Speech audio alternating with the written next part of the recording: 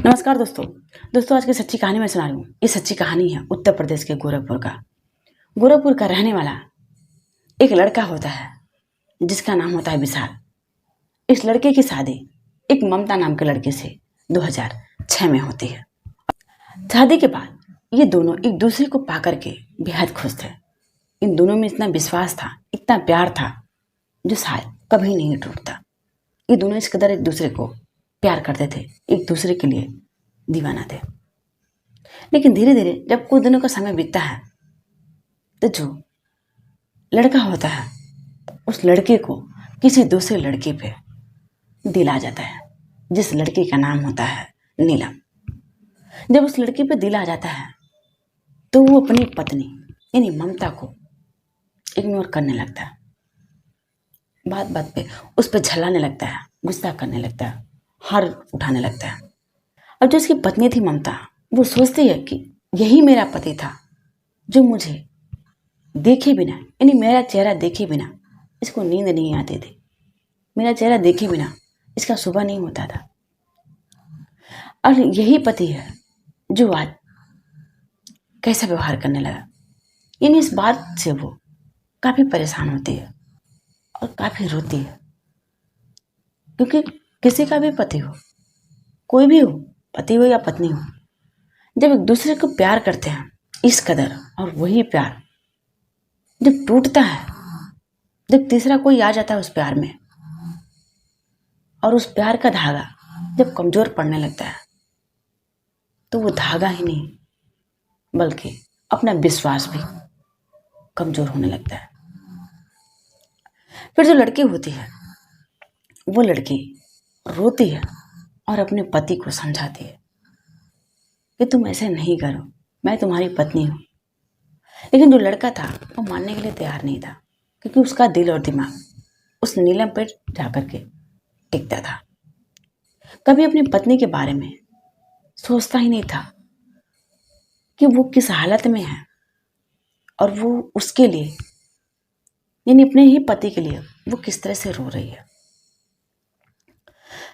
फिर धीरे धीरे जो विशाल होता है वो नीलम के प्रति इतना आकर्षित होता है कि उसके साथ वो जिन्हें मरने की कसमें खाने लगता है और इसको यानी अपने पत्नी ममता को वो तलाक दे देता है।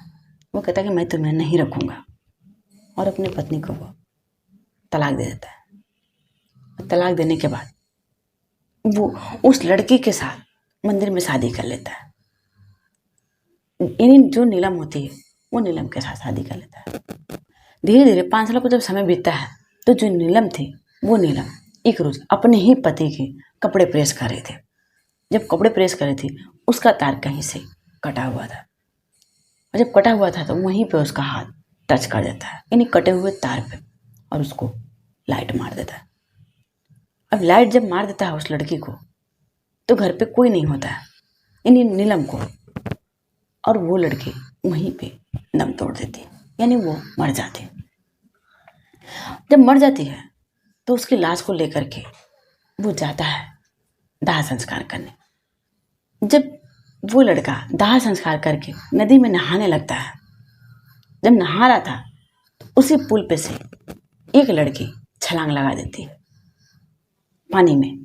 जब पानी में लगा देती है छलांग तो ये लड़का फौरन जाता है और उस लड़की को पानी में से बाहर निकालता है। जब निकालता है पानी में से बाहर तो वो पीट के बलती है। जब उसको पलटता है तो वो कोई और नहीं बल्कि उसकी तलाकशुदा पत्नी यानी ममता थी।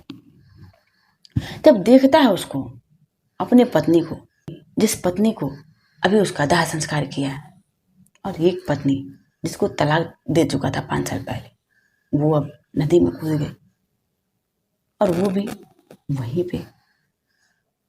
उसको यकीन नहीं होता है कि उसके साथ जो कुछ भी हो रहा वो सच में वैसा हो रहा।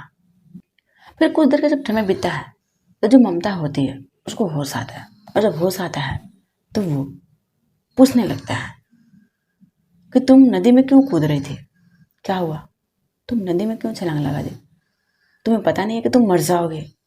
वो कहती कि मैं जी के भी क्या करूँगी, मुझे किसके लिए जीना, आखिर मैं जियो तो किसके लिए जियूँ? आपने मुझे मर क्यों नहीं जाने दिया?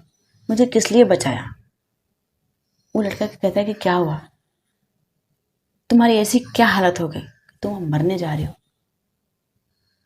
वो कहती है कि मैं जी के भी क्या करूँगी। वो कहता है कि क्यों? वो कहती है कि आप मुझे तलाक भले ही दे दिए, लेकिन आप मेरे दिमाग से आज तक नहीं निकले और मेरे दिल में सिर्फ आप ही हैं। वो कहता है कि मैं तो तुम्हें तलाक दे दिया था और मैं दूसरी शादी भी कर लिया था और तुम आज तक मेरा ही इंतजार कर रहे हो। वो रोने लगती है, वो फुट फुट कर रोती है। वो कहती है कि हाँ, मैं किसी और से शादी नहीं की आज तक। हमारे माँ बाप कई बार कहे, लेकिन मैं उन लोग की बात नहीं मानी, क्योंकि मेरे दिमाग में और दिल पे सिर्फ आप ही का चेहरा है। जो लड़का होता है वो उसको उठाता है हाथ पकड़ के, और उठाने के बाद वो उस लड़के को लेकर के फिर जाता है मंदिर में और फिर उसके साथ शादी कर लेता है। वो किसी से कुछ नहीं कहता है।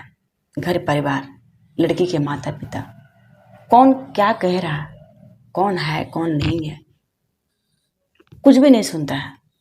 और फिर वो उस लड़की को लेकर के जाता है मंदिर में और उसकी मांग में सिंदूर भर देता है। वो कुछ भी रस्म और रिवाज कुछ भी नहीं देखता है, क्योंकि लड़की जिस तरह से फुट फुट कर रो रही थी, उस लड़के के दिल में भी कहीं ना कहीं प्यार जगता है कि मैं तो इसको छोड़ करके दूसरी शादी कर लिया और वो भी इस दुनिया से चली गई। और एक ये है कि मेरा ही इंतजार 5 सालों तक करती रही। ये बात उसके दिल को चुभ जाती है, इसके दिल को लग जाती है। इसलिए वो उस लड़के से शादी कर लेता है मंदिर में। उसको सिंदूर पहना के अपनी बीवी बना लेता है और फिर वो उसके साथ रहने लगता है। अब ये जो तलाकशुदा पत्नी थी, ये पत्नी अपने पति को पा करके वो फिर से उसके जो चेहरे की खुशियाँ होती है वो लौट आती है और दोनों फिर से अपनी ज़िंदगी की नई शुरुआत करते हैं। जय हिंद, जय भारत।